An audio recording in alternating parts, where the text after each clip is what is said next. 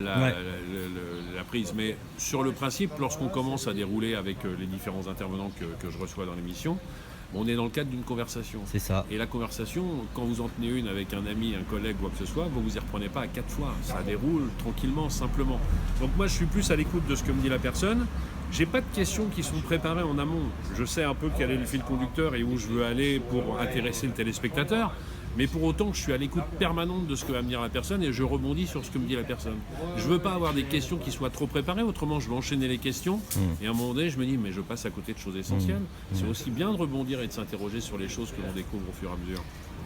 Et du coup, c'est quoi le rôle de Yann dans l'émission? C'est le Lui, début de l'émission. Quand on plante le décor en tout début d'émission, on sait qu'on va passer la journée aujourd'hui sur Bergerac ou dans ses environs.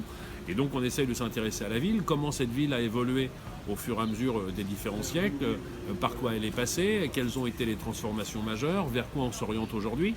On est sur une démarche, encore une fois, sociétale et architecturale, plus que sur une démarche historique ou patrimoniale. Le patrimoine, France Télévisions le fait très très bien avec des racines et des ailes.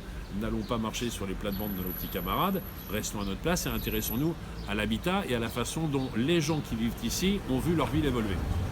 et ce patrimoine bergeracois, finalement, il a ses particularités, d'après vous, qui en avez vu des tas et des Bien tas dans toute la France et même au-delà. Bien sûr, à travers les siècles, et comme l'expliquait Yann il y a quelques instants, c'est-à-dire qu'on a travaillé les matériaux de manière différente en fonction des différentes années, en fonction de la façon dont on avait les techniques pour extraire la pierre. Donc à un moment donné, on a pu utiliser de la pierre, auparavant on utilisait plus du bois ou de la brique ou ceci ou cela. Voilà, c'est les différentes époques qui font la signature d'une ville. Ouais. Il y a les années 60, 70, on voit parfois des choses dans certaines villes, on se dit « Ah, c'est moche !» Mais c'est le témoignage d'une époque. Peut-être que dans 30 ans, 40 ans, on regardera ça de manière différente. Aujourd'hui, il y a des choses qui se construisent qui sont toutes en verre. Les anciens peuvent parfois considérer ça comme étant très moche.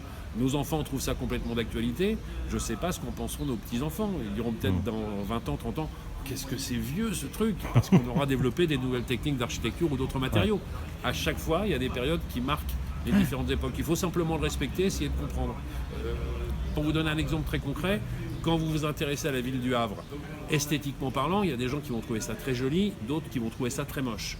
En revanche, lorsque vous rentrez dans l'histoire de la reconstruction de cette ville après-guerre, que vous voyez le travail qu'a effectué Perret, et que vous prenez conscience de la révolution sociétale que ça a été, c'est-à-dire qu'on a mis à disposition des appartements qui étaient des appartements tout confort pour la population, avec un vide ordure, avec une vraie cuisine, avec une vraie salle de bain, avec des vrais espaces à vivre, c'est très intéressant.